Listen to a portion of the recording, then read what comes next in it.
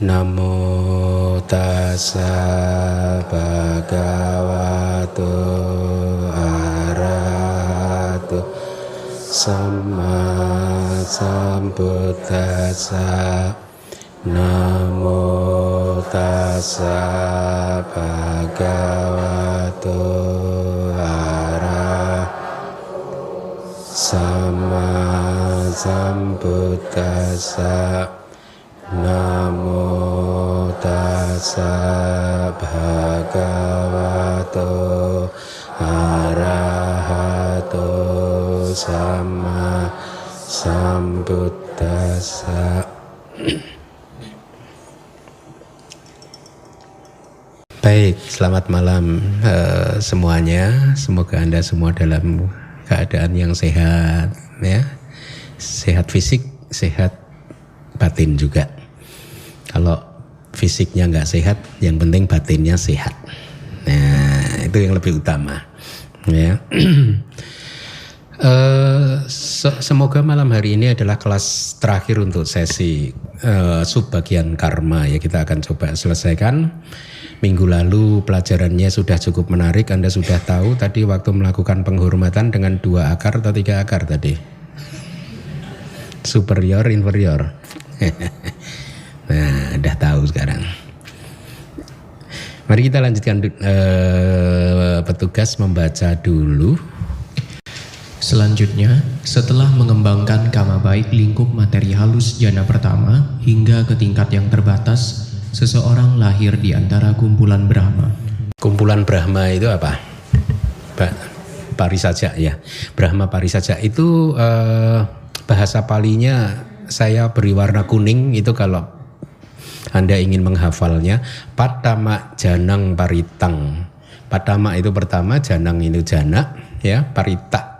Jadi jana pertama yang parita. Parita itu bisa terbatas, bisa kecil gitu, ya. Patama janang paritang. Kita lanjutkan dulu. Silakan. Setelah mengembangkan jana pertama hingga ke tingkat yang menengah, dia lahir di antara para penasehat Brahma. Ya, bahasa Palinya sudah saya beri warna kuning, majjhima, ya. M-nya bisa dihilangi, majjhima. Kalau tadi adalah tingkat yang terbatas, sekarang tingkat yang menengah. Kemudian setelah mengembangkan jana pertama hingga ke tingkat yang tinggi, dia lahir di antara para Brahma besar. Panita bahasa Palinya itu, ya. Jadi Anda diperkenalkan dengan terminologi baru bahwa di dalam buat mereka yang menguasai jana itu, untuk setiap jana itu ada 3 tingkatan yang berbeda, yaitu parita, majjhima, dan panita, ya. Jadi nanti akan dijelaskan makna dari 3 level penguasaan jana itu apa saja, ya. Nah, kalau di karma lingkup indriawi kita mendapatkan 2 kualitas karma, yaitu karma baik dan karma buruk, ya. Kita minggu lalu coba saya refresh memori Anda. Karma buruk dulu, ya. Yang melakukan karma buruk adalah cetana yang muncul bersama dengan akusala cita, ya. Tetapi dalam konteks sebagai produser, penghasil patik sandi, ya, dari 12 akusala cita hanya cetana yang muncul bersama dengan 11 akusala cita, kecuali yang uddaca sahagata cita, ya. 11 kesadaran akusala tersebut bisa memproduksi patik sandi cita, ya. Tetapi dalam konteks pawati, ya, saya ingatkan lagi, karma berbuah di 2 momen, kan, ya, yaitu patik sandi momen patik sandi, dan juga momen pawati. Pawati itu kejadian, bahasa Indonesia kejadian sehari-hari, melalui kejadian sehari-hari. Jadi ini adalah buah karma yang muncul persis setelah lenyapnya patik sandi hingga persis sebelum kemunculan cuti cita, ya, kira-kira begitu, ya. Di mana ada wipaka cita yang muncul di situ, itulah kita sedang menikmati buah karma melalui momen pawati kejadian sehari-hari.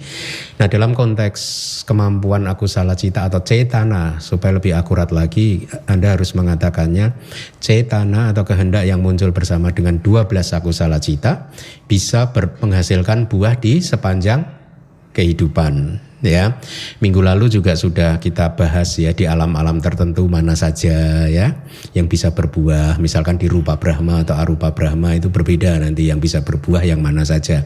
Artinya karmanya mungkin tercipta tetapi tidak sempat berbuah selama makhluknya berada di alam-alam tersebut. Kenapa? Karena mereka tidak mempunyai misalkan indera hidung, lidah dan tubuh, atau kalau arupa Brahma berarti tidak mempunyai landasan indriawi sama sekali, panca indera sama sekali, sehingga selama kehidupan mereka di alam arupa Brahma mereka tidak akan pernah memetik buah karma buruk ataupun buah karma baiknya gitu. Tapi bukan berarti mereka tidak mempunyai timbunan karma. Nanti begitu keluar dari alam tersebut juga karma-karmanya, timbunan dari masa lalunya akan satu persatu muncul kalau kondisinya ada ya. Jadi demikian kira-kira mengurai kama. Nah, selain akusala kama, kita juga mengenal ada di kama wacara kusala kama. Yang melakukan kama kusala, kama yang baik adalah cetana yang muncul bersama dengan 8 maha kusala cita. Minggu lalu kita sudah mulai bagi 8 maha kusala cita atau kama baik tersebut menjadi kama 3 akar, 2 akar, masing-masing dibagi lagi menjadi 2, superior dan inferior. Itu yang saya ingin Anda mulai perkuat pemahaman Anda dan pengamatan Anda di dalam kehidupan Anda sehari-hari gitu ya. Hanya kama 3 akar yang berkualitas super itu yang bisa menghasilkan buah 3 akar. Tapi kama 3 akar yang inferior tidak bisa menghasilkan buah yang 3 akar. Ya, sama itu dengan kama 2 akar yang superior gitu. Ya. Kemudian kama 2 akar yang inferior bahkan dia hanya bisa memproduksi ahituka saja kan buahnya ya. Nah, sekarang kita akan membahas kama yang lebih tinggi, bukan kama lingkup indriawi ya. Kama lebih tinggi. Artinya apa? Ini rupa wacara kama dan arupa wacara kama. Itu kama yang lebih tinggi ya. Di rupa wacara kama kusala ya, kita tidak membedakan kusala atau akusala. Kalau untuk kama rupa wacara dan kama arupa wacara, karena semua kama rupa wacara dan arupa wacara itu selalu kusala ya. Kita sudah sekarang diperkenalkan dengan 3 level penguasaan jana ya, yang nanti akan membawa konsekuensinya masing-masing. Ya, inilah mengapa kalau di kelas pertama itu selalu saya masih ingat saya menyampaikan semacam motivasi. Untuk memotivasi Anda saya mengatakan Abhidhamma ini adalah jalan paling pendek tersingkat untuk memahami ajaran Buddha. Ya, karena bayangkan Anda baru 2 tahun mempelajari Abhidhamma saja, efeknya kan seperti yang sudah Anda rasakan ya. Ada poin yang lain adalah bahwa begitu memahami Abhidhamma ya, maka kita bisa mengelola kehidupan ini dengan lebih baik lagi ya. Karena apa? Karena kita sudah mulai memahami proses kehidupan kita, bagaimana bekerjanya cita, cetasika dan rupa kita ya. Nah, sekarang dalam konteks penguasaan jana, Anda lihat sama-sama seseorang menguasai jana pertama, tetapi bisa jadi mereka adalah 3 level yang berbeda ya, yang parita, majjhima atau panita ya, terbatas, menengah ataupun yang berlimpah, sering dipraktekkan gitu ya, tingkat yang tinggi gitu. Ya, tingkat yang tinggi saya terjemahkan, bisa juga melimpah, berlimpah panita itu. Poin yang ingin saya sampaikan adalah bahwa cita dan cetasika, khususnya cetasika itu mempunyai levelnya sendiri-sendiri. Ya, kalau di buku pertama kan saya sudah demonstrasikan dengan menggunakan contoh equalizer kan, grafik equalizer kan. Sama-sama mempunyai cetasika adosa, tapi kita mungkin kualitas adosa kita berbeda. Ya. Ada yang adosanya di level 100, ada yang 90, ada yang bahkan mungkin hanya 5, 0,5 dan seterusnya. Ya. Nah, masing-masing itu menghasilkan buah yang berbeda-beda. Jadi bukan berarti setelah sama-sama kita melakukan kama 3 akar berbarengan semuanya 3 akar nanti buahnya kualitasnya sama-sama manisnya, belum tentu. Karena kombinasi cetasikanya itu ada di level keberapa saja yang terlibat. Kemudian juga ya kombinasinya ya. Nah, sehingga efeknya berbeda dan ini sekarang sudah diperjelas lagi dengan syair yang ada di Abhidhamma Sanggaha. Seseorang sama-sama menguasai jana yang pertama, pernah mengini ke jana yang pertama, efeknya juga bisa berbeda-beda. Seperti yang nanti kita akan lihat kenapa berbeda, karena level penguasaannya berbeda-beda ya. Nah, definisi dari Vibhawinidika, terbatas itu artinya kekuatannya lemah ya. Seperti benda yang cacat di semua sisi. Kalau di dalam praktek ini seseorang sudah pernah mencapai jana, tetapi untuk bisa masuk lagi itu butuh usaha yang keras, susah. Kadang berhasil, kadang gagal, kadang berhasil, kadang gagal. Itu ya. Dia sudah pernah, tetapi tidak bisa sering mengulanginya. Dan itu terjadi ya. Banyak yogi yang mengalami hal seperti itu gitu. Tapi ini pendapat saya, ya. Di kitab saya belum menemukan ini, tetapi saya rasa maknanya juga seperti itu, gitu. Nah, tingkat yang tinggi itu yang sudah dibawa ke keadaan yang termulia, ya artinya dia benar-benar sudah menguasainya, bisa keluar masuk sesuai dengan tekadnya dan lain sebagainya. Nanti juga kita akan bahas. Kemudian level di antara keduanya adalah yang disebut tingkat menengah, gitu ya. Jadi di tingkat menengah ini si yogi sudah lebih sering bisa memasuki jana dibandingkan yogi yang berada pada level terbatas, meskipun dia tidak semahir yogi yang panita, yang tinggi, yang berlimpah. Arti panita itu juga bisa berlimpah, ya. Saya rasa itu artinya juga cocok dengan makna penguasaan jana ini, karena dia bisa memunculkan kesadaran rupa wacara jana yang berlimpah, sering muncul gitu ya, sering muncul. Selanjutnya, sehubungan dengan hal tersebut, kitab komentar mengatakan tidak secara khusus bahwa yang terbatas adalah yang hanya dicapai semata dan tidak dipraktekkan berulang-ulang ya. Ini kira-kira di kitab komentar sebenarnya tidak disampaikan bahwa yang tingkat terbatas itu bisa masuk tapi tidak bisa dicapai berulang-ulang. Makanya tadi saya katakan itu pendapat saya ya, yang saya rasa kira-kira cukup kuat dukungannya ya, referensi pendukungnya. Demikian pula yang menengah, level yang menengah adalah yang tidak dikembangkan dengan baik dan berkaitan dengan penguasaan yang tidak lengkap. Ya, ini istilah teknis, penguasaan. Ya, wasita bahasa palinya ya. Nanti ada slide-nya juga. Kemudian level yang tinggi adalah jana yang telah dikembangkan dengan sangat baik dan berkaitan dengan penguasaan yang lengkap dalam segala hal. Nah, apa itu penguasaan? Saya coba ambilkan dari sumber yang lain. Ini istilah teknis yang bagus saya rasa untuk Anda hafalkan atau saya sampaikan. Panca wasita, Anda sudah mengenal kan kata panca itu 5, wasita itu penguasaan. Ya, 5 penguasaan. Jadi artinya seseorang dikatakan mahir di dalam jana kalau dia sudah menguasai jana dalam konteks 5 penguasaan ini. Ya, baru dia adalah yang level yang tinggi, yang berlimpah. Yang pertama penguasaan dalam hal pengarahan. Bahasa palinya mudah itu, awajana wasita, penguasaan dalam hal awajana, pengarahan. Ya, mengarahkan, memalingkan. Ya, artinya apa? Seorang yogi mampu mengarahkan perhatiannya ke faktor-faktor jana secara cepat dan mudah sesuai dengan yang dia kehendaki. Jadi pada saat yogi keluar dari jana tertentu, begitu ini langsung dia observe, amati faktor-faktor jana dengan mudah sekali. Ya, dia bisa tahu ini vitaka, ini bicara, ini piti, ini suka, ini ekagata, dan tidak harus orderly sesuai urutan. Dia bisa juga acak, bisa segera mengenalinya. Ya, ada di sisi lain yogi yang tidak mengenalinya. Ya, dia tahu tapi itu apa tidak tahu.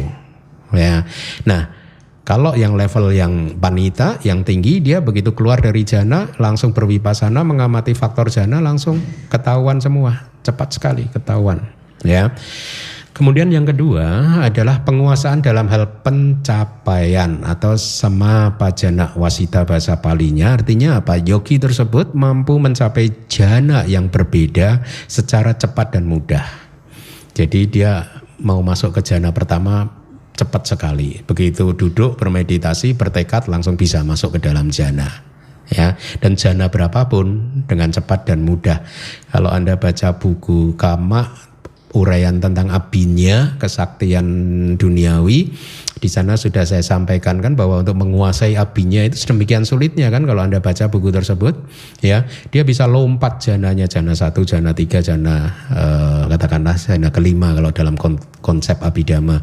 Bisa acak, bisa lompat ke sana kemari begitu. Itu yang dimaksud penguasaan dalam pencapaian atau sama pajana wasita. Yang ketiga adalah penguasaan dalam hal dalam resolusi, untuk membuat tekad, resolusi. Artinya bahasa Palinya itu ada adhidhana wasita, artinya adalah kemampuan yogi tersebut untuk diam berada di dalam jana sesuai dengan apa yang sudah menjadi tekadnya atau yang sudah ditekadkan, ditetapkannya. Misalkan sebelum dia memasuki jana dia mengucapkan tekad, saya yogi tadi ya, yogi akan berada di dalam jana selama 2 jam. Atau bahkan ada yang lebih ini lagi, advance lagi, itu katakanlah sekarang jam 7.20, kemudian dia akan mengucapkan tekad, saya akan berada di dalam jana sampai jam 8 lebih 5, katakanlah begitu ya. Nanti jam 8 lebih 5 dia tiba-tiba keluar dari dalam jananya ya. Jadi dia bisa berada di dalam jana sesuai apa yang sudah ditekadkannya itu. Atau dia bisa mengucapkan, biasanya kalau di teks kita, saya akan berada di dalam jana dan hanya akan keluar apabila guru membutuhkan saya. Itu bisa, hal-hal seperti itu secara tradisi dilatih oleh para yogi di aliran Theravada. Kemudian yang keempat adalah penguasaan dalam kebangkitan, bangkit dari jananya, ya. Jadi yogi tersebut mampu bangkit dari jana dengan cepat dan mudah. Ada yogi yang kesulitan untuk bisa keluar dari jana, tapi dia ini bisa cepat dan mudah itu keluar dari jana. Kemudian yang kelima adalah penguasaan dalam penelaahan pacawekana wasita, yaitu kemampuan untuk menelaah jana yang baru saja dia capai, ya. Dia tadi misalkan keluar dari jana yang ketiga, kemudian dia akan telaah, dia tahu ini jana yang ketiga dari faktor jana yang dia amati ternyata hanya ada ini faktor-faktor jana yang eksis di jana rupa wacara yang ketiga. Nah, ini adalah 5 penguasaan, informasi tambahan tidak ada di Wibhawinidika, tapi saya rasa saya perlu menyampaikan kepada Anda. Kembali ke Wibhawinidika, akan tetapi di sini Acarya Anuruddha memperlihatkan bahwa tingkat terbatas juga berarti telah mendapatkan sedikit pengulangan. Oh ya, berarti tadi yang saya sampaikan ada dukungannya ini kan. Jadi dia bisa pernah mengalami masuk ke dalam jana, tapi sering gagal. Tapi bukan berarti hanya sekali saja. Kadang dia bisa sering gagal, nanti bisa lagi gagal lagi begitu. Ya, itu yang dimaksud level terbatas. Ya, nah ini agak teknis. Level terbatas adalah level penguasaan meditatif atau penguasaan jana yang dihasilkan dari hasrat, energi, kesadaran dan investigasi yang inferior atau rendah. Ini adalah pelajaran bab 7 atau bab 8. Ya, bab akhir. Kita nanti akan mempelajari padhana. Di dalam padhana itu ada 24 hubungan pengkondisian. Salah satunya adalah adipati peceo, ya, yaitu kondisi adipati itu seperti adipati. Kalau orang Jawa pasti tahu adipati itu seperti penguasa gitu ya, gubernur, pemimpin di wilayah tertentu gitu.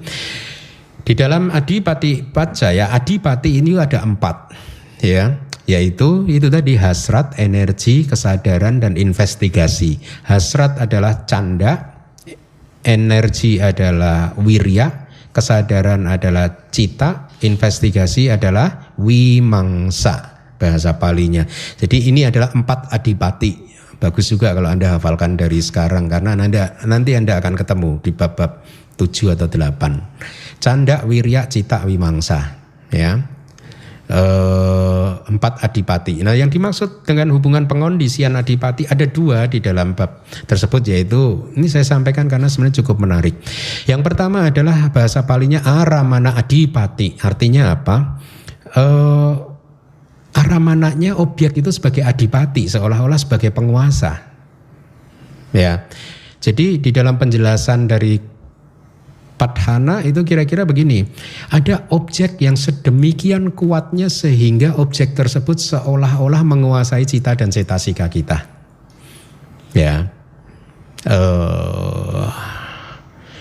Di dalam perjalanan kehidupan saya mengenal Buddhism sejak mungkin 20 tahun lalu, buat saya hutan pohon lebat itu kayak aramana adipati.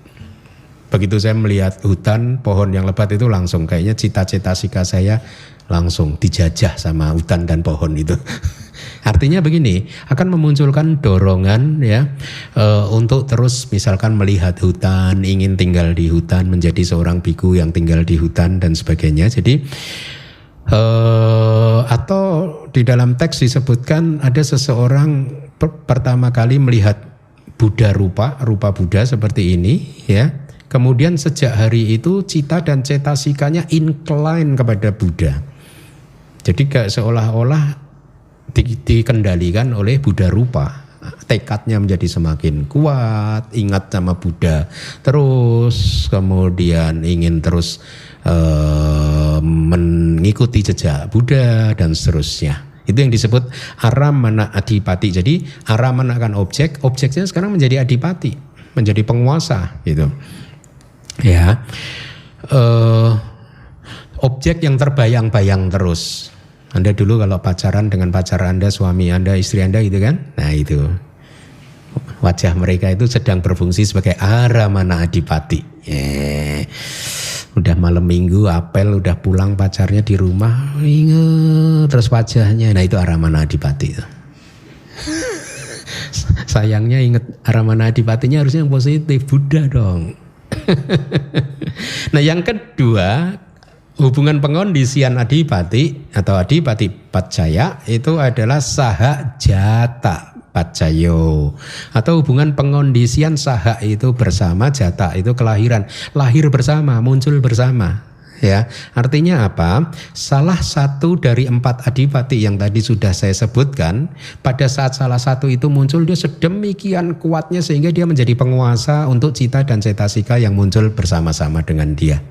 Itu saha, jata, adipati misalkan, ya. Kan tadi canda, wirya, cita, wimangsa. Misalkan canda, hasrat untuk melakukan sesuatu, misalkan hasrat untuk mendengarkan abhidhamma.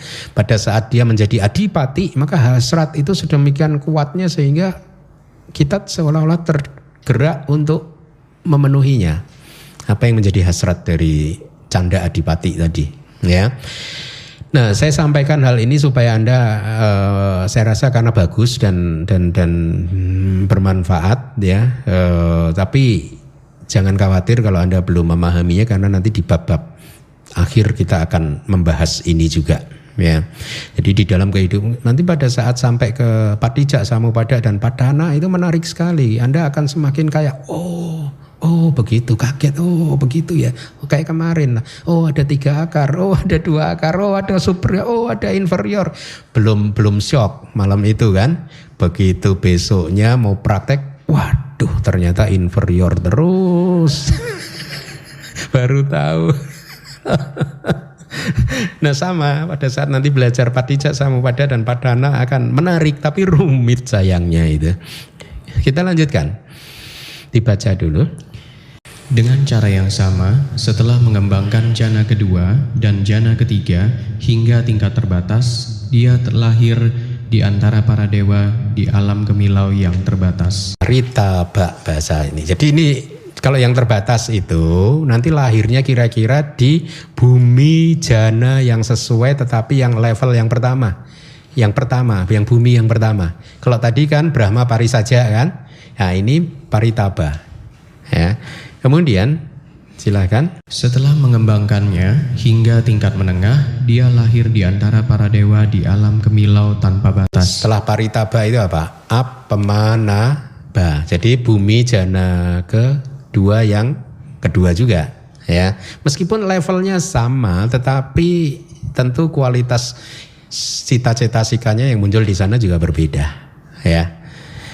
Kemudian Setelah mengembangkannya hingga tingkat tertinggi, dia lahir di antara para dewa di alam kemilau yang berseri. bahasa palinya abasara, ya, ada tuh di layar, ya.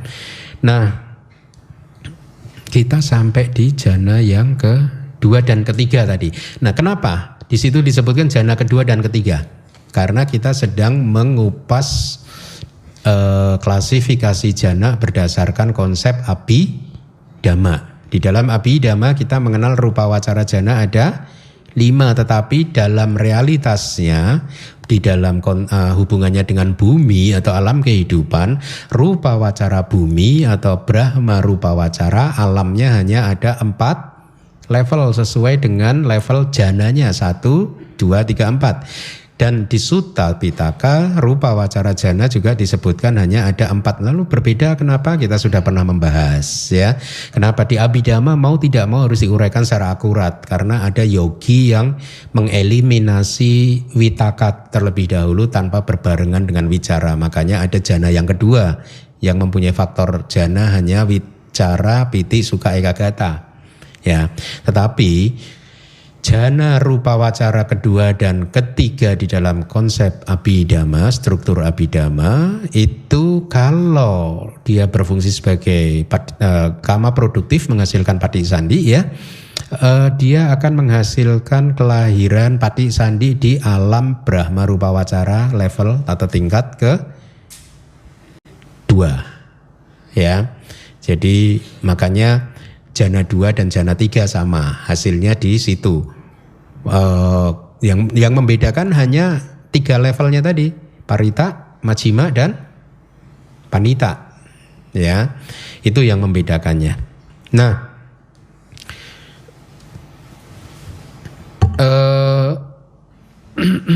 jadi lihat, coba Anda renungkan, sama-sama menguasai jana kedua, ya, tetapi efeknya, buahnya muncul di alam yang berbeda. Kenapa? Karena itu tadi grafik equalizernya berbeda, ya. Dan ini berlaku untuk kehidupan sehari-hari kita juga, ya. Makanya kalau sedang berbuat baik, usahakan sobana cetasika yang muncul pada saat itu pada level top semua, gitu, ya, maksimal. Nanti speakernya meledak Bante kalau itu, enggak.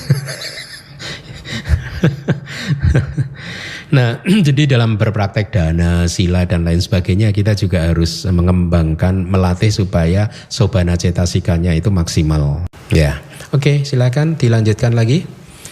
Setelah mengembangkan jana keempat hingga tingkat terbatas, dia lahir di antara para dewa di alam aura yang terbatas. Parita subha bahasa palinya. Kemudian setelah mengembangkannya hingga tingkat menengah, dia lahir di antara para dewa di alam aura tanpa batas. apamana subha bahasa palinya. Setelah mengembangkannya hingga tingkat tertinggi, dia lahir di antara para dewa di alam aura yang sempurna. Subha kinha, ya. Di buku karma saya sudah kupas ini, ya. Anda boleh refer, buka buku karma yang saya ini kan tulis itu. Selanjutnya, setelah mengembangkan jana kelima, dia lahir di antara para dewa di alam buah yang berlimpah. Weha pala. Sebenarnya ini bumi keempat kan, ya. Tapi jana kelima dalam konsep abhidhamma. Selanjutnya, setelah mengembangkan keadaan tanpa nafsu terhadap persepsi, dia lahir di antara para dewa di alam makhluk tanpa batin. nah ini istilah palinya itu ada sanya wiraga bhavana. Bhavana adalah pengembangan batin, wiraga adalah keadaan tanpa nafsu, sanya terhadap persepsi, tanpa nafsu terhadap persepsi. Jadi sebenarnya dia ini adalah menguasai jana orang ini, ya, menguasai rupa wacara jana yang kelima loh, ya. Tetapi dia mempunyai pandangan yang salah, bahasa palinya ditia itu seseorang yang berpandangan salah, ditia gitu ya. Didik Anda sudah kenal kan, ditia, seseorang yang berpandangan salah. Dia berpikir bahwa dia menderita itu karena mempunyai batin. Kita ini menderita karena kita punya batin. Ini menurut dia. Sehingga dia merenung apabila tidak mempunyai batin tentu akan lebih damai ya, gitu ya. Nah, jadi setelah mengembangkan rupa wacara jana yang kelima, dia terus mengembangkannya dengan batin yang tidak bernafsu terhadap persepsi, terhadap fenomena cita dan cetasika yang lainnya juga. Jadi kalau di teks itu dikatakan kira-kira batin ini sungguh memuakkan, kata-kata mereka itu batin ini sungguh memuakkan. Nah, hasil dari samadhi yang seperti ini adalah kelahiran di bumi Sanya Sata. Ya, selama 500 kapa, selama dia ada di bumi itu panjangnya 500 kalpa loh, kapa ya. Selama itu pula tidak ada cita dan cetasika, pencerahan belum terjadi ya. Jadi samsara masih terus berlangsung gitu. Itu yang bisa dihafalkan sanya wiraga bhawana ya. Kemudian akan tetapi mereka yang tidak kembali lagi lahir di kediaman murni. Nah, saya juga sudah pernah mengatakan kan bahwa mereka yang tidak kembali lagi atau anagami lahir di kediaman murni. Artinya apa? Pemahamannya bagaimana? Bahwa sudawasa hanya untuk anagami, tetapi tidak semua anagami pasti lahir di sudawasa. Tergantung penguasaan jana dia, ya. Hanya anagami yang menguasai rupa wacara jana kelima, ya. Dia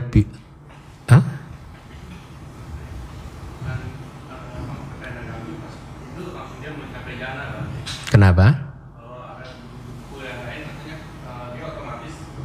Oh iya, tapi iya, makanya dia tidak kembali ke alam lingkup indriawi karena pencapaian anagami maganya dan anagami pala itu sudah menghancurkan pancaniwarana sehingga dia begitu meninggal dunia dia langsung masuk ke alam Brahma, tetapi tidak harus di sudawasa. Itu yang poin yang ingin saya sampaikan. Ya, dia bisa di rupa Brahma bumi yang pertama, kedua gitu. Ya. Ya, jadi teks mengatakan anagami hanya lahir di sudawasa tapi hanya yang menguasai rupa jana yang kelima. Kalau dalam konsep Abhidhamma. Tapi kalau dalam konsep 4 jana ya jana ke-4. Ya, saya harap Anda tidak bingung di sini. Jadi anagami bisa lahir di alam Brahma manapun. Ya. Mereka hanya yang pasti anagami tidak pernah lahir di kama wacara bumi. Paham ya? Kemudian silahkan. Setelah mengembangkan kama baik non-materi, mereka lahir berturut-turut di alam-alam non-materi sesuai pencapaiannya. Ya, saya rasa ini mudah juga. Kemudian dengan demikian, kebajikan yang lebih tinggi dianalisis berdasarkan buminya, melahirkan buah yang mirip, baik di penyambung kelahiran kembali maupun di sepanjang kehidupan. Paham nggak? Jadi rupa wacara kama atau arupa wacara kama itu buahnya mirip.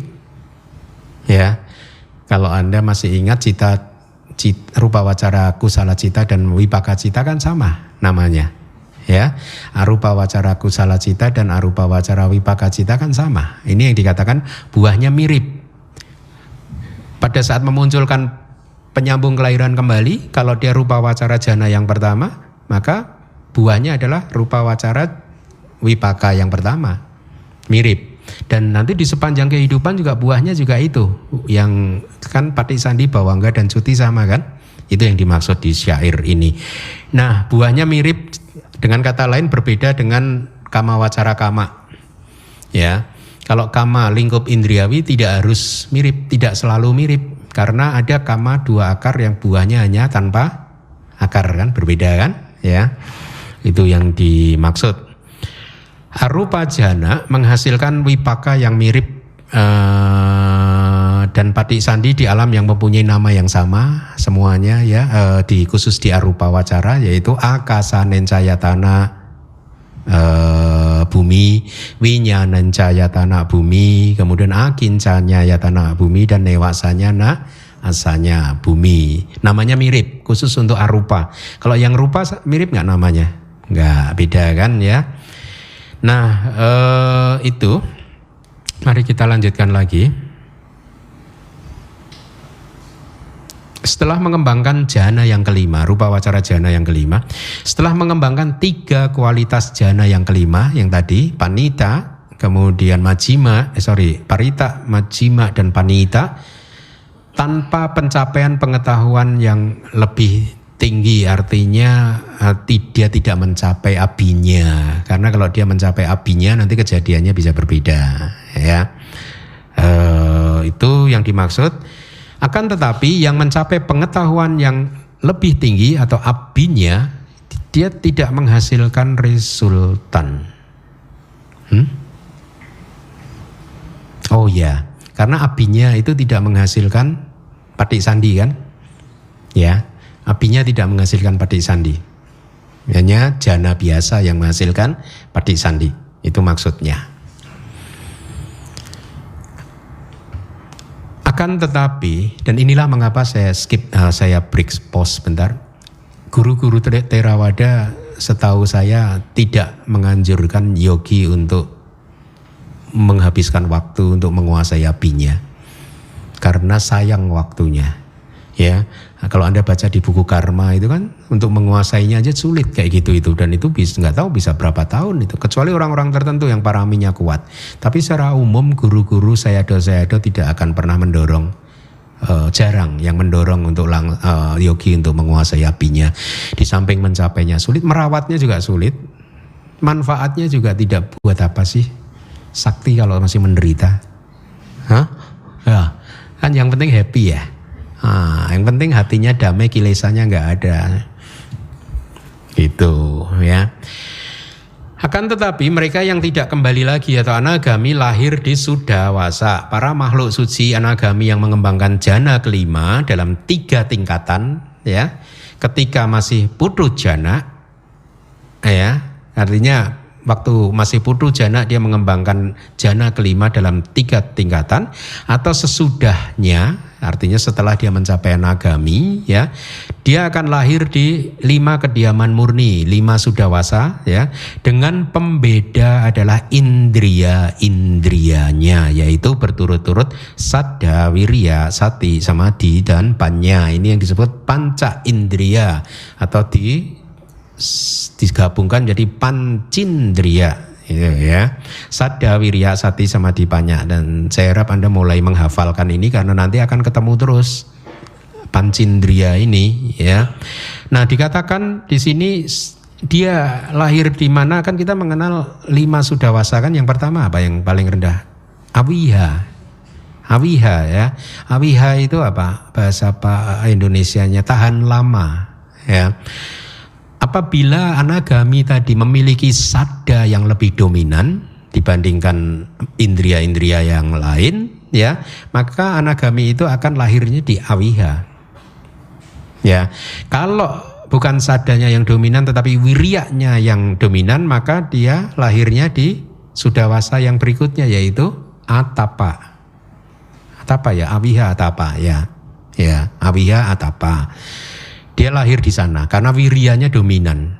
Tetapi kalau satinya dominan, maka dia akan lahir di alam Sudawasa yang bernama Sudasa. Ya, yang ketiga kan, Sudasa itu alam yang sangat indah. Gitu. Kalau samadhinya yang dominan, dia akan lahir di alam berikutnya, yaitu Sudasi. Sudasi itu apa? Penglihatan yang jernih, seseorang yang memiliki penglihatan jernih, makhluk yang mempunyai penglihatan jernih. Kalau panyanya yang dominan, dia akan lahir di alam Sudawasa yang tertinggi, akanita, ya, alam yang tertinggi, ya. Jadi itulah yang membedakan. Sekarang Anda tahu kenapa Sudawasa dibagi 5, karena itu adalah untuk anagami dengan indria-indria tertentu yang dominan, ya.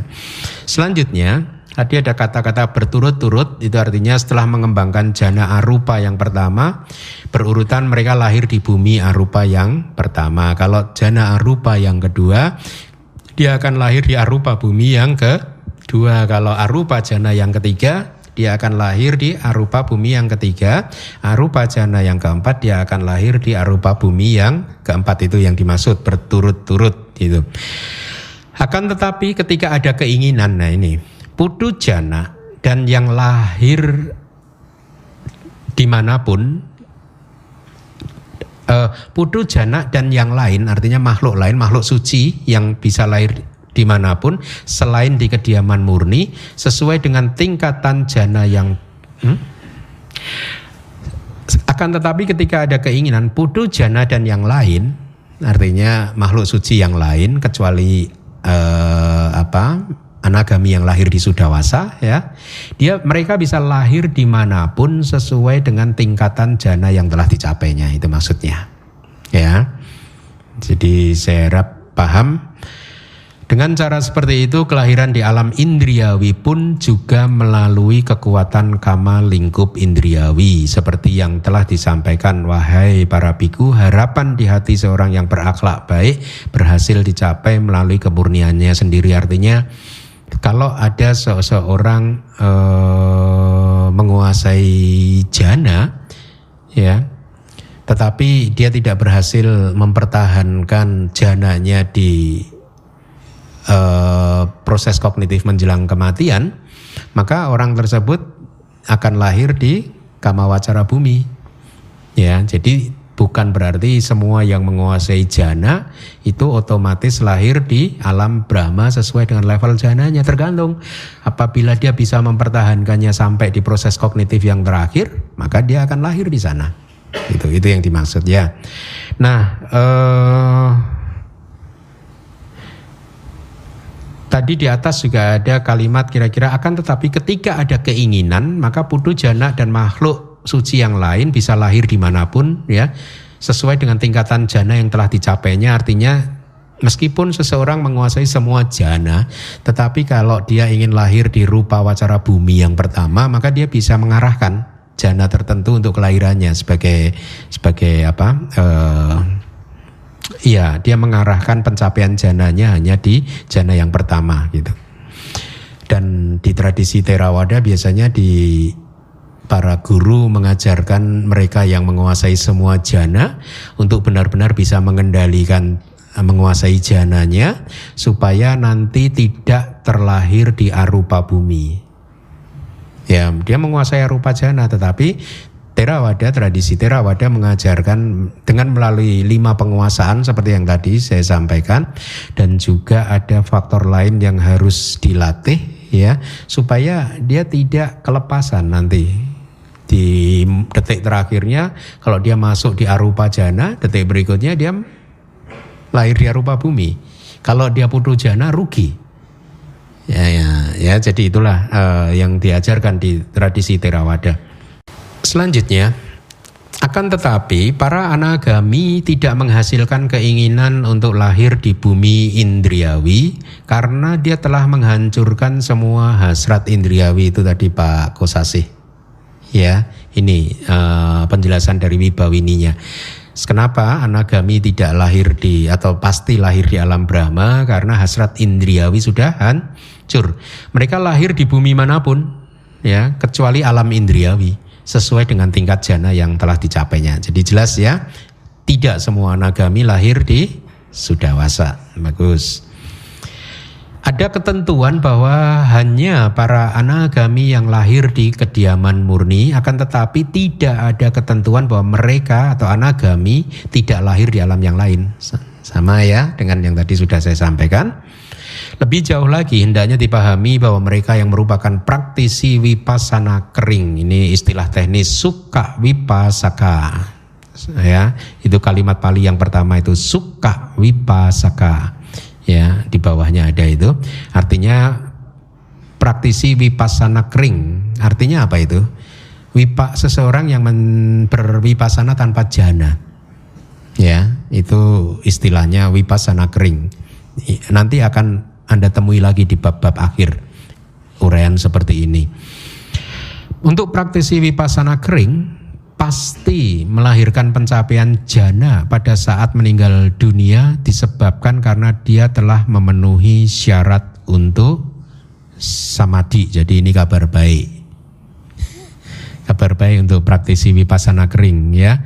Kenapa? Karena praktisi Vipassana kering itu mencapai level konsentrasi yang disebut Khanika Samadhi atau konsentrasi moment by moment, saat demi saat. Artinya apa? Yogi praktisi Vipassana kering ini mampu mengamati fenomena batin dan tubuh jasmani atau materi, nama dan rupa yang muncul setiap momennya. Setiap kali muncul dia berhasil mengamatinya. Setiap kali muncul dia berhasil mengamatinya. Sehingga karena dia moment by moment, tes itu kalau di guru penahbis saya dulu menjelaskan, karena dia munculnya moment by moment itu akhirnya kekuatannya itu sama dengan jana, itu menurut dia ya. Menurut guru yang ini menjelaskan ke saya itu. Kenapa? Beliau memberi contoh seperti ini. Air hujan ya yang jatuh ke atap rumah pada saat dia menetes itu kan pertama kan satu kalau hujannya tidak deras kan satu terputus kan tetesannya kan ya, tetapi begitu hujannya deras itu jadi seperti garis lurus kan ya, padahal itu terdiri dari tetesan satu-satu tapi cepat sekali. Nah Khanika Samadhi yang sudah berkembang sedemikian rupa kekuatannya seperti itu. Jadi benar-benar dia bisa menekan pancaniwarana karena moment by moment cepat sekali gitu. Ya. Karena kekuatan dari Khanika Samadhi adalah menekan pancaniwarana, ya Anda masih ingat kenapa disebut niwarana atau rintangan, perintang.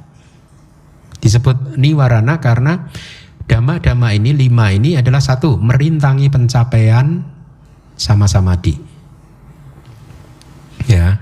Kedua, karena pancaniwarana ini merintangi kelahiran di surga loh. Alam dewa loh. Pancaniwarana ini. Merintangi kelahiran di alam yang lebih tinggi. Ya, alam dewa dan ke atasnya. Dan maka dia sebut niwarana, perintang, penghalang. Ya, saya ulangi lagi, praktisi Vipassana kering pasti akan melahirkan pencapaian jana pada saat dia meninggal dunia apabila dia bervipassana. Ya, disebabkan karena dia telah memenuhi syarat untuk samadhi, yaitu apa? Syarat untuk samadhi tertekannya panca niwarana. Ini dari Wibhawinidika. Ya. Kemudian dan juga di sini oleh karena alam buah besar satu, kedua akhanita dan non materi yang keempat yaitu newasanya nasanya yatana bumi, berarti ada berapa alam? 3 alam. Kalau bahasa Palinya wehapala, akhanita dan arupa bumi yang keempat. Anda bayangkan struktur 31 alam. Ya, bayangkan. Dari struktur 31 alam kita bisa bedakan ada 3 tempat yang dikatakan tertinggi. Ya. Pertama adalah Wehapala. Dia adalah alam yang tertinggi sebelum Sudawasa kan? Paham ya? Ya, sebelum Sudawasa. Kemudian setelah itu dari Sudawasa sendiri yang tertinggi apa? Akhanita. Dia tertinggi. Kemudian dari 31 alam ini yang naik lagi tertinggi apa? Arupa Brahma yang ke 4. 3 alam ini penting sekali ya. Wehapala, akhanita dan newasanya nasanya yatana bumi atau arupa bumi yang keempat. Kenapa penting ya? Karena ketiga alam ini disebut kehidupan yang terkemuka. Bahasa Palinya saya beri warna kuning itu seta bawa bawa. Seta bawa bawa. Atau kehidupan dengan kualitas yang terkemuka kalau kita mau akurat terjemahannya. Seta bawa bawa, kehidupan dengan sifat atau kualitas yang terkemuka. Maka garis bawah, para makhluk suci yang lahir di salah satu dari 3 alam tersebut, dia tidak akan lagi lahir di kehidupan lainnya. Ini signifikansinya. Kalau seorang Sotapanna lahir di Wehapala, maka dia akan mencapai tingkat arahat di sana. Itu kehidupannya yang terakhir. Dia tidak akan lahir lagi di kehidupan yang lainnya. Ya. Kemudian demikian pula dengan Sakadagami dan Anagami. Atau kalau dia lahir di Akanita, Anagami lahir di Akanita, ya, maka setelah kelahirannya dia langsung parinibbana. Karena ini adalah seta, bawa kelahiran dengan sifat kualitas yang seta. Seta itu mulia, tertinggi, terkemuka gitu. Kayak Buddha ini adalah makhluk yang seta, yang termulia, terkemuka gitu. Atau orang suci yang lahir di arupa bumi yang keempat, maka dia jadi arahat di situ. Ya, sudah tidak akan lahir lagi di alam yang lainnya lagi. Itu maksudnya. Ya, bagus ya. Selanjutnya, demikian juga mereka atau makhluk suci yang lahir di alam Brahma yang lebih tinggi sisanya selain yang tadi, ya, dia tidak akan lagi lahir di alam Brahma yang lebih rendah. Jadi akan naik terus. Jadi sekarang tahu ya logikanya ya. Kalau ada Sotapanna lahir di rupa Brahma, rupa bumi yang pertama, jana yang pertama, Sotapanna. Ya, dia menghabiskan waktu kehidupannya di sana, ya, sampai satu kehidupan tidak mencapai tingkat kesucian apapun, tidak menambah, tetap jadi Sotapanna, meninggal jadi Sotapanna, ya. Akhirnya apa yang terjadi? Karena dia tidak lahir di alam yang terendahnya, kalau dia menguasai jana yang di atasnya, dia langsung lahir di jana yang ke atasnya. Ya, kalau dia di jana kedua belum lagi mencapai arahata, dia akan naik lagi sampai nanti ketemu Wehapala. Begitu ketemu Wehapala, dia langsung selesai di sana. Ya, atau Sotapanna lahir di arupa bumi yang pertama, dia akan naik kedua, ketiga, keempat, selesai. Kira-kira seperti itu.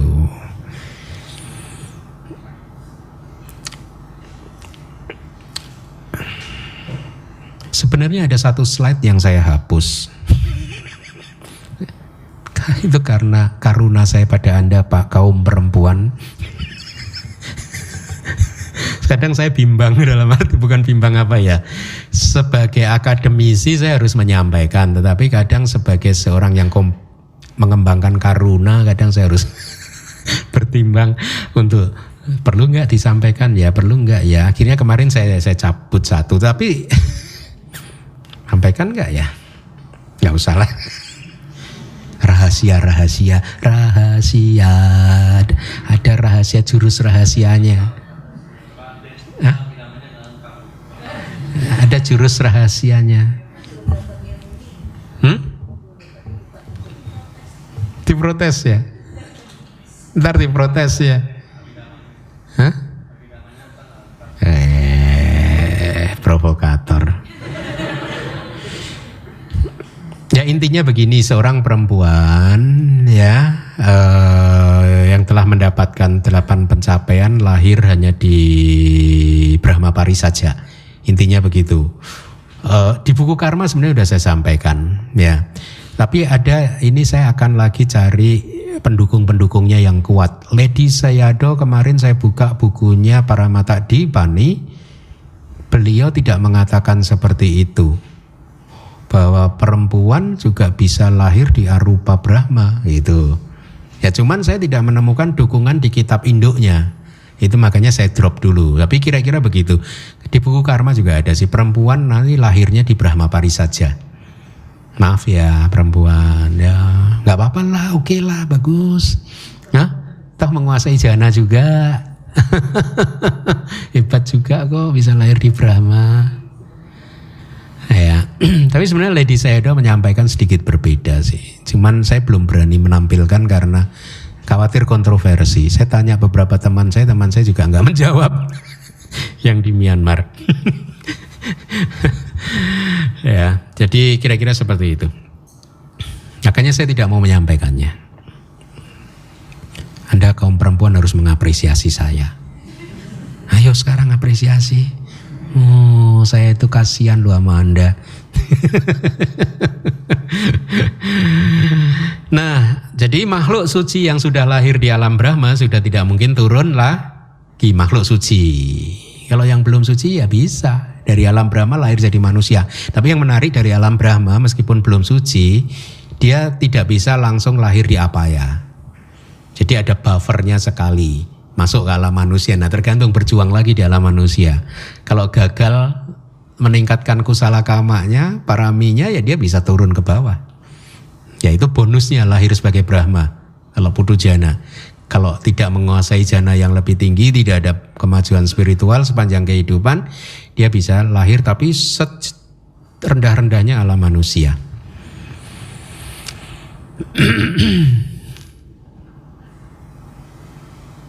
Tetapi putu jana yang lahir di alam Brahma, dia tidak bisa juga lahir di alam Brahma yang lebih rendah, sama. Karena para Brahma tidak melatih jana yang lebih rendah. Itu syairnya. Para Brahma tidak melatih jana yang lebih rendah. Artinya kalau dia berada di rupa bumi yang ketiga, dia tidak akan melatih jana 1 dan 2. Dia hanya melatih jana 3 dan seterusnya. Kalau gagal dia turun ke manusia, alam manusia. Jadi sudah lengkap ya Pak Kosasih? Dah, bagus. Hah? Aduh. Ini bagus untuk dihafal ini. Tegak di dalam WH pala akan nita, dan puncak dari eksistensi itu bhawaga. Puncak dari eksistensi itu apa? Arupa wacara bumi yang keempat. Jadi ini 3 alam yang tadi sudah kita bahas. WH pala, tegak di dalam WH pala, patidita di dalam WH pala akan nita, dan puncak dari eksistensi atau arupa bumi yang keempat. Semua makhluk suci tidak lahir lagi dimanapun. Lihat, ini khusus untuk makhluk suci ya. Para makhluk suci yang telah pergi ke alam Brahma tidak lahir di alam yang lebih rendah. Kalau yang putu jana masih bisa, tapi tidak alam Brahma yang lebih rendah. Ya. Tapi kalau Arya, dia tidak lahir di alam yang rendah. Ya. Apapun, baik itu alam kamawacara atau alam Brahma itu sendiri. Kenapa? Karena dia akan naik sampai ke 3 alam, salah satu dari 3 alam yang terkemuka tadi. WH pala akan nida dan arupa bumi yang keempat. Itu. Kemudian ini ada lagi, kita analisa yuk. Tabel ini bagus sekali, mungkin untuk Pak Pranoto juga bisa nanti dibantu untuk membuat tabel versi bahasa Indonesianya. Saya lupa loh, padahal saya dulu beberapa kali ketemu Bante Bodhi ya, Biku Bodhi yang mengarang ini, lupa minta izin. Minta izin untuk, ini tabelnya melanggar hak cipta enggak ya? Dimodifikasi ya Pak.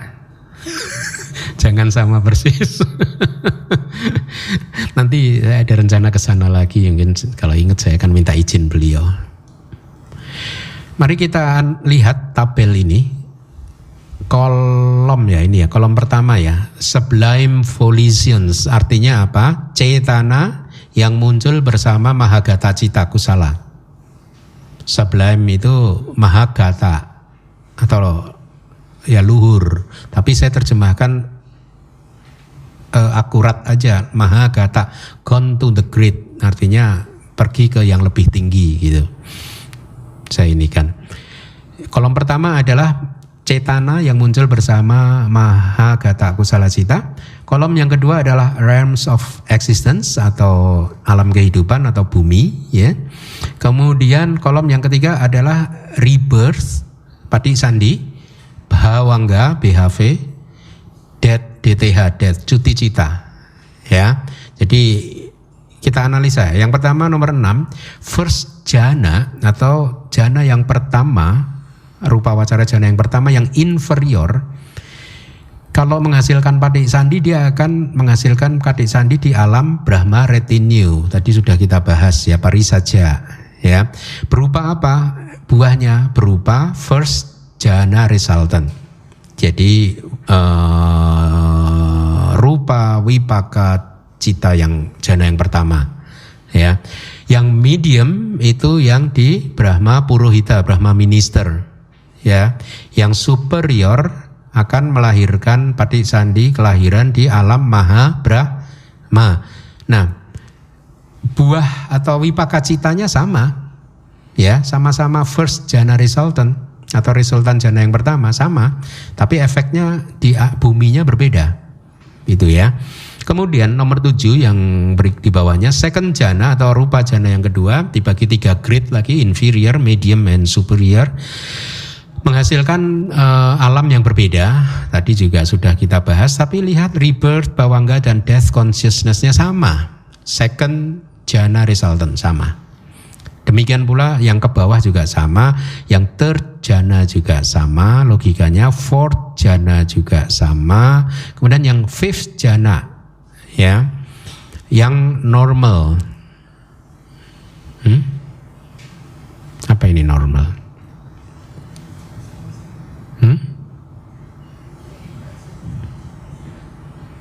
Oh, artinya normal fifth jhana, ya, baik itu yang parita, majjhima maupun panita, 3 level manapun yang normal, ya, dia akan menghasilkan paticandi di wehab pala atau great reward, itu bahasa Inggrisnya, berupa resultan fifth jhana resultant, ya. Tetapi yang tidak normal itu artinya ini, berarti fifth jhana with this passion for perception, itu yang menghasilkan kelahiran di aksanyasata bumi.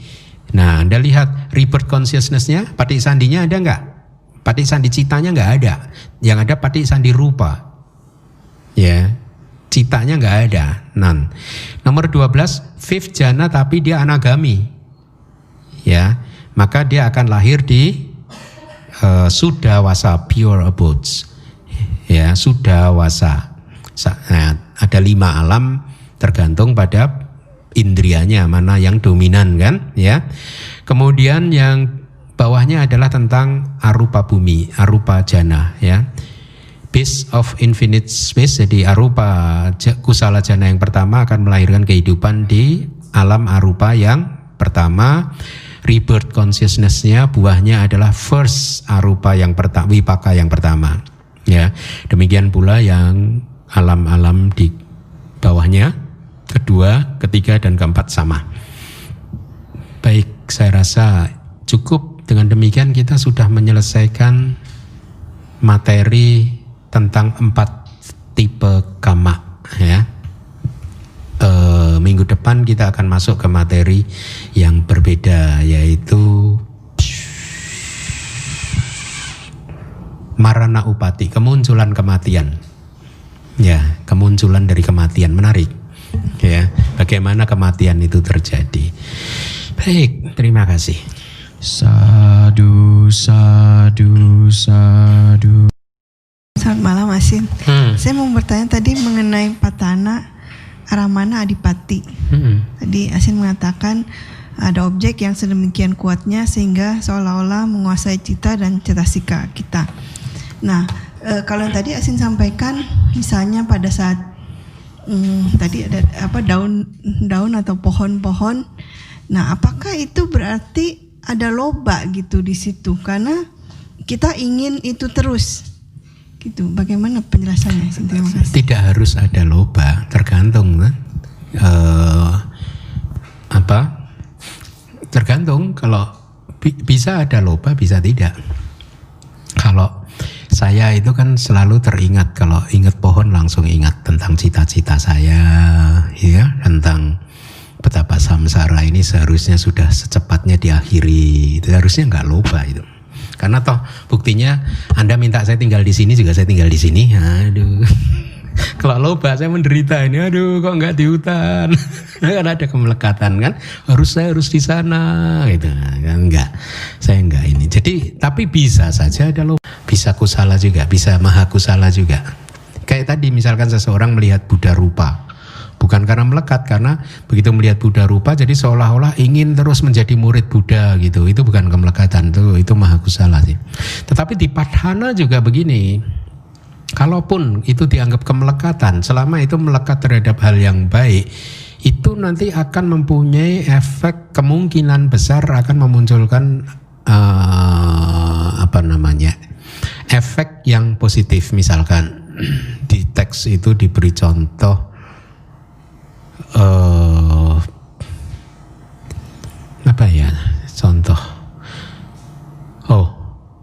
seseorang mencuri, aku salah kan? Seseorang mencuri, kemudian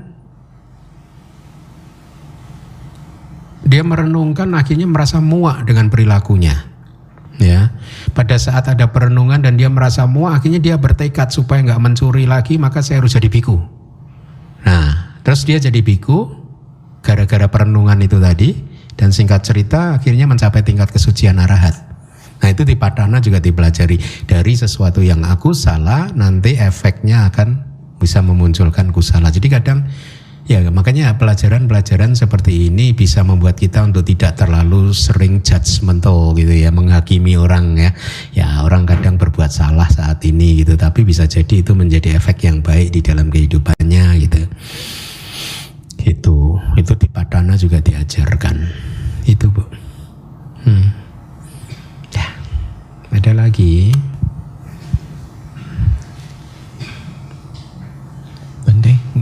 Andi mau tanya, tadi masih agak kurang jelas, mohon penjelasannya lagi pada saat untuk penjelasan syair ke-86 yang dimana mengenai para makhluk suci anagami yang mengembangkan jana kelima dalam 3 tingkatan ketika masih putu jana atau sesudahnya lahir di 5 kediaman murni.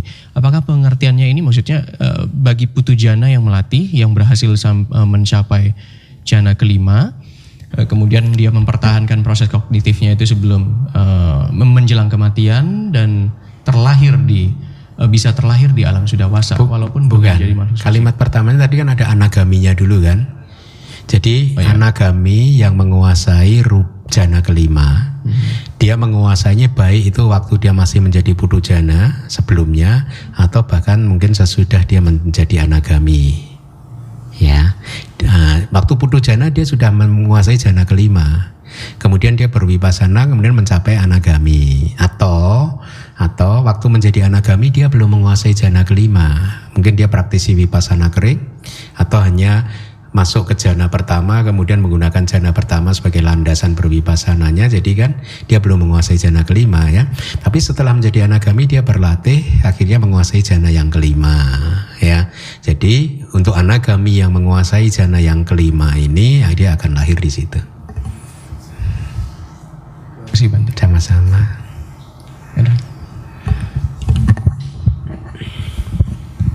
Mandani Bante. Nanti tadi agak bingung akan penjelasan yang awajana wasita dengan yang terakhir yang pacawekana wasita.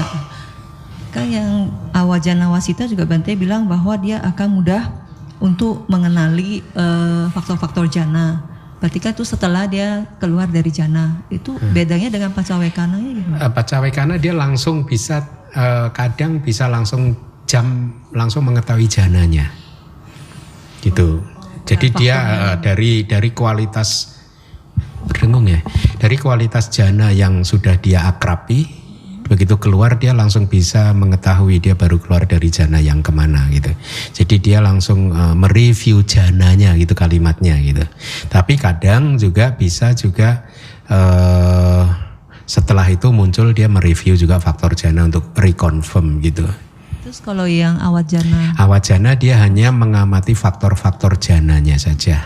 Mengamati. Dia menemukan ini vitaka, ini bicara, ini piti, ini suka, ini kagata gitu. Tidak harus berurutan. Yang ini tidak harus berurutan. Yang awajana. Kalau yang pacawekana? Pacawekana begitu keluar dia langsung tahu ini jana keberapa gitu. Tanpa harus mereview faktor jananya. Terus Bante, yang kontroversi tadi, yang perempuan tuh yang hanya bisa lahir di Paris saja. Kalau begitu berarti ada good newsnya juga dong Bante, walaupun menguasai arupa jana, di bersyukurlah jadi perempuan. Para Sanawite nggak bisa lahir di arupa juga kan? Serius Bante? Kalau teksnya begitu, tapi kan Lady Sayadaw mengatakan agak berbeda tadi kan, bisa di arupa kan. Lady Sayadaw, makanya tidak saya cantumkan dulu, saya bacanya lagi. Ya makanya positif aja, bersyukurlah. Jadi perempuan enak kan?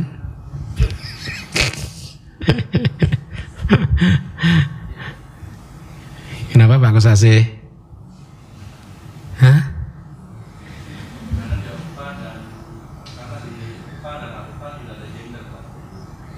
Oh iya, tapi ini kan waktu masih menjadi manusia dia. Kalau udah sampai di situ nggak ada gender. Ya, tapi kalau perempuan kalau di teks dikatakan lahirnya di pari saja, Brahma pari saja. Teks. Saya kemarin menemukan si Lady Sayadaw sih. Ini saya ini itio pana ada sama patio labitwa anantare bawe akan ite nibana manawi adipati bute suma brahmina nibatan.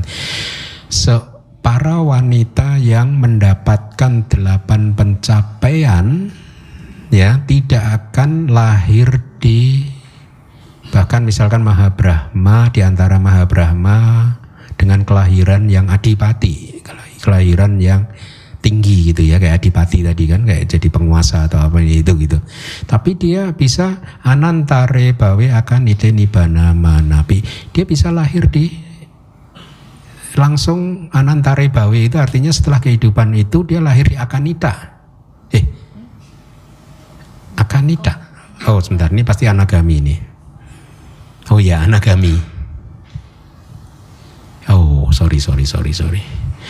Bercerita tentang anagami perempuan, ya, yang menguasai 8 samapati, dia langsung lahir loh di akanita.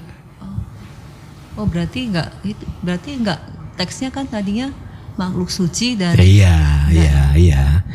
Makanya saya sampai kemarin saya cari kan di palinya ini, baru ketemu ini, cuman saya belum ketemu dari kitab induknya, makanya saya belum berani. Ya. Anagami sapana nidaya. Ini ya kira-kira gitu. Ini menarik. Anagami sapana nidayanta sewa sadhena giwang cinditua.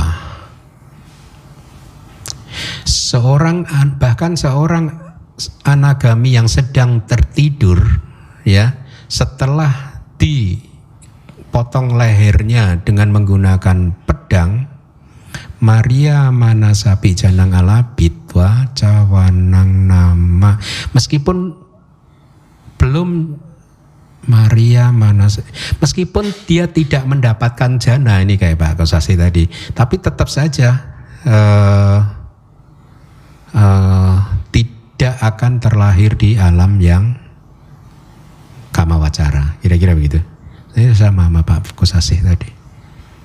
Kenapa? Karena dia sama di seming paripura kariti wuto, dikatakan karena dia telah memenuhi samadinya.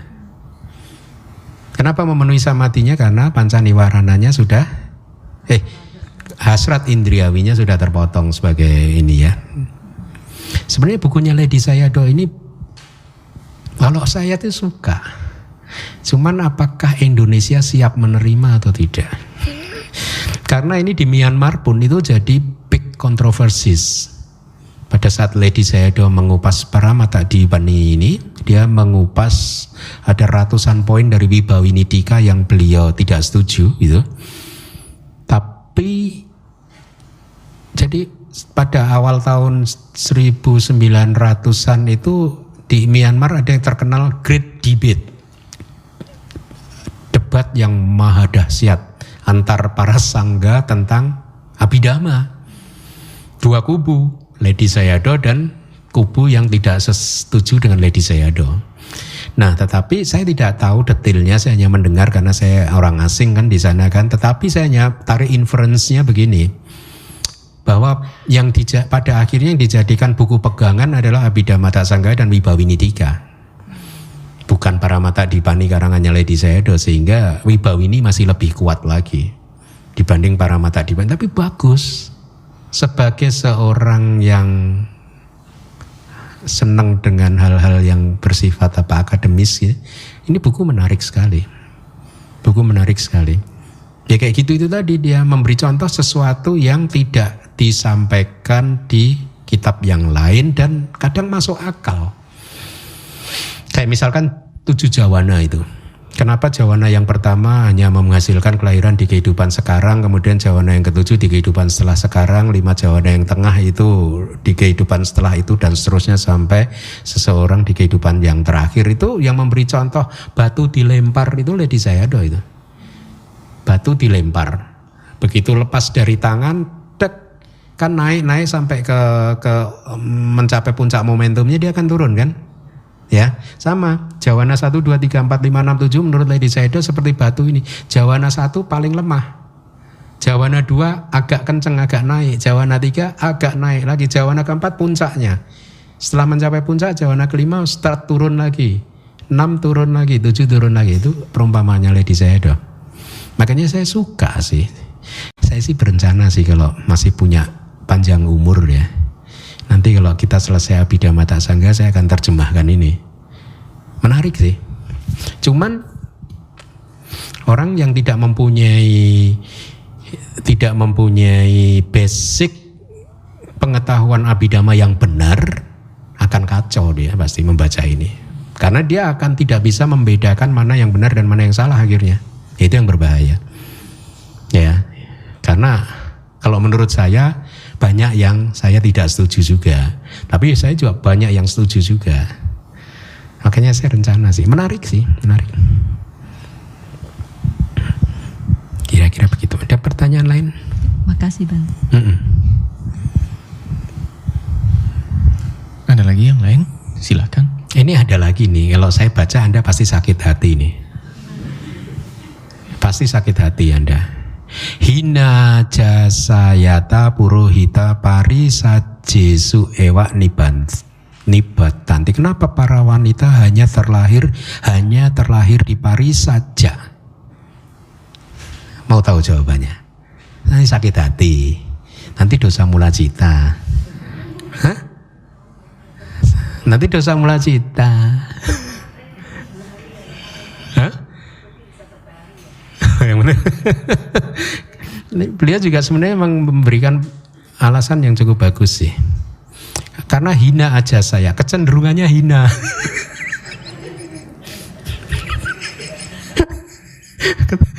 Sifatnya kecenderungannya hina. Sakit hati enggak? Oh syukurlah, bagus.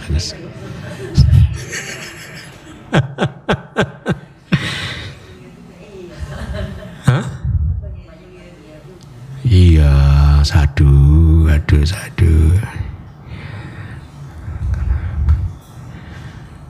Iya, idi caida janang bawit was. Setelah seorang perempuan mengembangkan jana, ketika meninggal dunia dia akan lahir di Brahma. Oh, Paris saja. Oh iya. Nak Maha Brahma nanti utang, tidak dikatakan lahir di Maha Brahma. Tapi Brahma Parisajanti menurut beliau itu juga termasuk Brahma Purohita. Menurut beliau. Tehi Brahmanang Parisa Buta. Kenapa? Karena keduanya itu adalah termasuk eksistensi Parisa, pengikutnya Maha Brahma. Jadi ya, lumayan baik lah kabarnya lah. Anagami. Ya, anagami.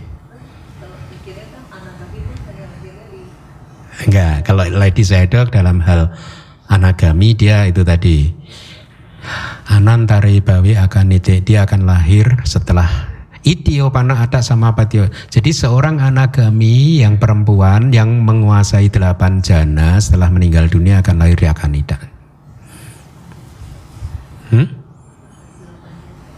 Kenapa? 8 ya. Di sini teksnya 8 ya.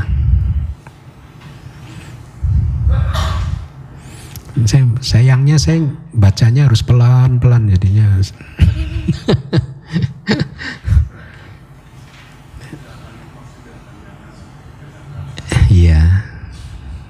Iya.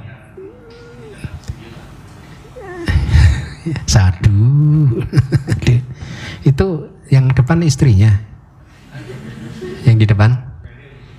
Oh, nggak ada masalah di rumah.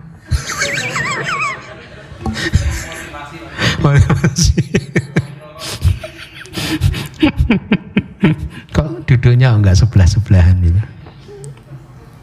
Nggak apa-apa ya. Silakan yang lain.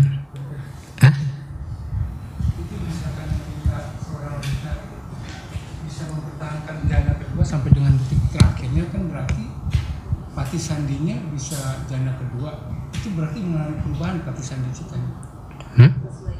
Pati Sandi Citanya mengalami perubahan ke Pati Sandi Cita jana pertama gitu maksudnya. Kalau dia mempertahankan jana kedua sampai dengan detik kehidupan terakhirnya kan, kalau menurut hukumnya itu berarti kan Pati Sandinya yaitu jana cita kedua.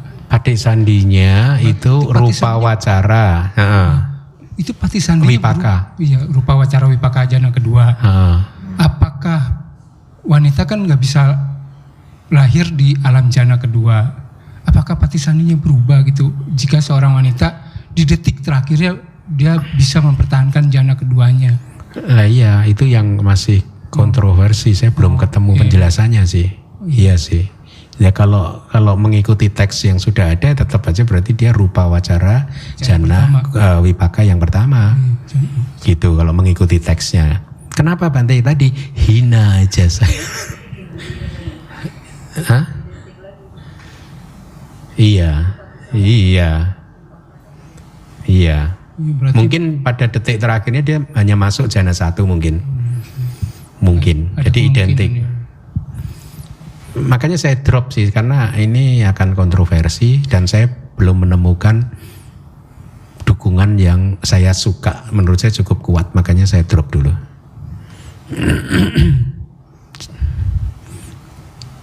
Kalau saya jawab ke Aling dulu karena ya mungkin wanita itu kan lebih lemah gitu. Maka dalam hal kekuatan jananya pun juga lebih lemah gitu.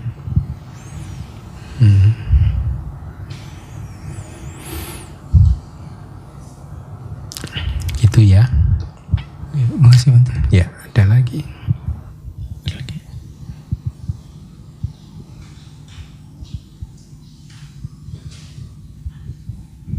Terima kasih Bante, Naudai Bante. Tanya ini Bante, kalau seorang praktisi jana Bante, bisakah dia tuh masuk ke jana lebih tinggi tanpa satu persatu Bante? Jadi langsung jana 3 gitu, kalau jana 4 langsung gitu Bante. Apakah bisa seperti itu Bante?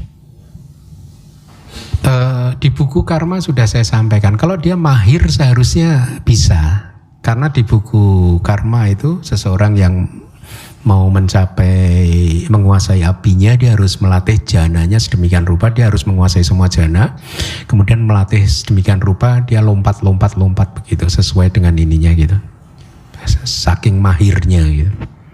Tanpa keluar dulu Bante, tanpa keluar dulu dari jana 1. Oh keluar, pasti setiap ini harus keluar dulu. Berarti ada momen dia keluar dulu, Momen dulu keluar terus langsung dia mengarahkan perhatiannya ke jana yang keberapa, langsung mencapai ke jana itu gitu. Oh berarti nggak bisa dong 4 faktor langsung semua dilenyapkan sekaligus 4-4-nya gitu Bante? Gimana? Nggak bisa langsung 4 faktor langsung dilenyapkan gitu, nggak bisa Bante? 4 faktor? Mesti Vitaka Bicara dulu baru Piti gitu. Untuk review? Langsung masuk ke 4 gitu, nggak bisa Bante? Jana keempat? Iya. Dari meditasi ini langsung masuk ke jana keempat. Kalau mengikuti penjelasan di Wisuddhimagga harusnya bisa. Oke Bante. Terus bisa nggak Bante kalau dia menghilangkan piti tanpa menghilangkan Vitaka Bicara gitu Bante? Nggak bisa. Kenapa ya Bante? Karena pencapaian jana itu adalah satu proses yang bertahap dari keadaan yang kasar menuju ke keadaan yang lembut. Ya. Jana pertama adalah jana yang paling kasar. Jana kedua adalah lebih lembut sedikit sampai jana yang tertinggi ada yang paling lembut. Nah, kenapa kasar, kenapa lembut itu diwakili oleh faktor jananya. Jadi Vitaka itu kacar. Karena sifatnya Vitaka kan bergerak. Ya. Bergerak untuk menempel, menancap di objek gitu. Ya, makanya dia harus drop ini dulu. Makasih Bante. Ya. Tanya lagi Bante. Ya. Tadi Bante bilang kalau Brahma itu contoh dia lahir di alam Brahma jana 3. Dia tidak bisa berlatih jana 2 dan jana 1 di alam itu. Dia teksnya mengatakan para makhluk Brahma tidak melatih jana yang lebih rendah. Bukan tidak bisa ya Bante? Tidak melatih gitu. Tidak berlatih jana yang lebih rendah gitu. Nah maksud saya apakah pada saat Pati Sandi dia sudah terlahir tanpa Vitaka Bicara Piti gitu Bante? pada saat Patik Sandi lahir di jana ketiga gitu. Iya. Misalkan tanpa faktor kan sama. Rupa wacara kusala jana dan rupa wacara kusala jana yang ketiga menghasilkan rupa wacara jana wipaka yang ketiga, sama. Faktor-faktor jananya yang ditanggalkan sama.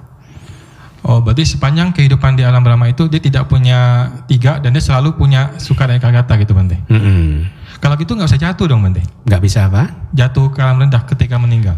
Oh, tadi kan Patik Sandi, Bawangga dan cutinya kan selalu seperti itu.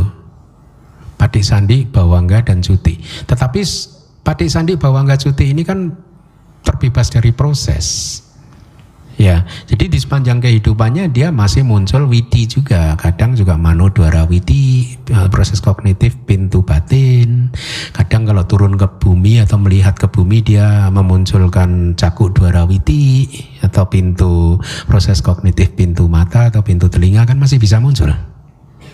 Itu, tapi di Patik Sandi, Bawangga dan cutinya sama semua sepanjang kehidupan. Kalau di jana yang ketiga itu kan berarti witaka, wicara, piti, suka, ya. Ya, witaka, wicara, piti, sukanya kan hilang. Jana yang ketiga, ya. Witaka dan wicara itu kan berarti di jana yang kedua, piti. Oh, witaka, wicara, piti. Jana ketiga. Oh, bumi, suta tuh. Suta. Witaka, wicara dan piti tidak muncul di Patik Sandi, Bawangga dan cuti, tetapi di witi cita sehari-harinya ya masih bisa muncul. Gitu. Oke, ngasih ya. Satu lagi Bante. Oke. Bante, terus tadi kalau anagami Bante, dia kan lahir di 5 alam berdasarkan indrianya. Nah, seorang anagami kalau dia berarti, contoh dia berlatih dia kuat di sada, terus dia mencapai maga gitu Bante. Terus sepanjang kehidupan yang berikutnya masih di kehidupan ini nih, dia berlatih maga apa ini? Anagami maga. Iya, soalnya dia putu jana, dia berlatih, terus pada saat dia mencapai maga dia kuat di sada gitu Bante. Terus bisakah dalam kehidupan itu juga dia berlatih yang lain nih, dia ahli dalam contohnya wirya gitu Bante. Terus dia akan lahir di alam wirya atau tetap ikutin waktu mencapai maganya Bante? Di sepanjang kehidupan itu dari 5 indria mana yang kuat. Kalau awalnya sada kemudian berubah wirya yang kuat, ya dia akan masuk ke atapa. Oh, berarti bukan tergantung pada momen maganya Bante? Enggak, di sepanjang kehidupan itu. Kayak kita sama aja kan, teman-teman kita ini ada orang yang sadanya kuat, ya. Ada orang yang wiryanya kuat, ada orang yang satinya kuat, sama kan? Hampir sama dengan sekeliling kita gitu. Terima kasih Bante. Sadu.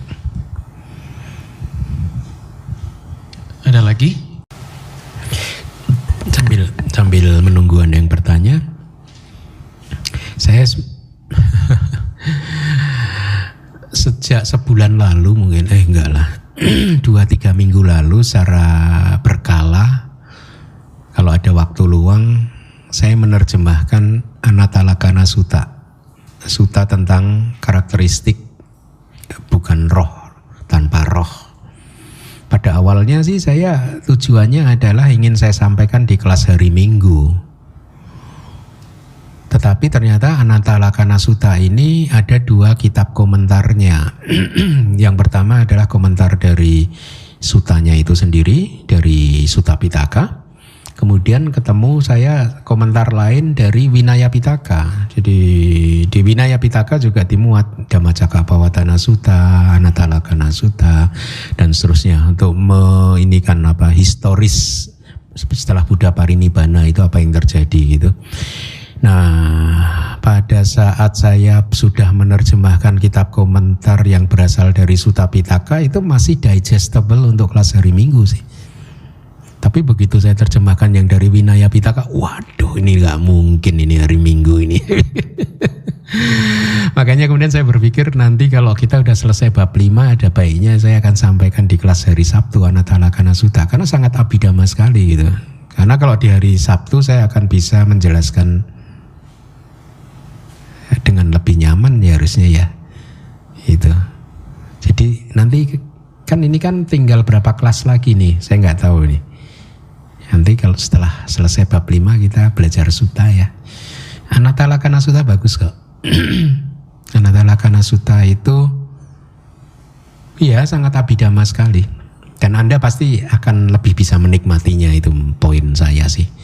Mereka yang tidak mempunyai basic pemahaman atau fondasi pemahaman abhidhamma akan kesulitan untuk mendigest komentar dari sutta tersebut. Tapi sebenarnya di sisi yang lain ada misi juga dari saya untuk memberitahu pada Buddhis di Indonesia bahwa sesungguhnya abhidhamma itu penting. Kan seringkali kan masih didikotomi, ada aja kan yang didikotomi ya. Buddha hanya mengajarkan sutta. Abhidhamma bukan ajaran Buddha. Ya, jadi kita belajar sutta aja. Nah, kalau belajar sutta kalau enggak paham abhidhamma gimana? Karena kitab-kitab komentar itu banyak sekali penjelasan tentang sutta itu yang dijelaskan dari aspek abhidhamma seperti yang nanti akan Anda lihat. Atau kelas besok deh, hari Minggu itu nanti akan ketemu juga abhidammanya gitu. Besok mungkin enggak ya, tapi nanti akan lama-lama ketemu juga ciri abhidammanya gitu. Jadi sebenarnya menurut saya poinnya adalah Tripitaka itu satu kesatuan. Makanya disebut Tripitaka, enggak dwi pitaka. 2 keranjang, 3 keranjang. Jadi kalau dikotomikan, dipisahkan, ini sutta, ini abhidhamma, ini sutta ajaran Buddha, abhidhamma bukan ajaran Buddha, tidak tepat juga. Tidak tepat. Makanya kadang saya bersyukur dari sisi dalam hal ini saya bersyukur karena saya dulu akhirnya belajarnya di Myanmar, setelah mengembara ke sana sini ketemunya di Myanmar ini. Kalau nggak di Myanmar mungkin saya nggak paham juga abhidhamma. Ya, karena hanya di Myanmar itu master abhidammanya top dan tradisinya udah ribuan tahun. Mereka mengklaim sejak Buddha masih hidup juga, dan itu dirawat kemurniannya, dijaga kemurniannya gitu sampai hari ini. Makanya bersyukur karena di Myanmar itu kitab-kitab kunonya itu bagus-bagus. Ya. Jadi mungkin nanti gitu ya kita. Setelah bab 5 selesai kita sutta, Anatalakana Sutta. Baik, ada lagi.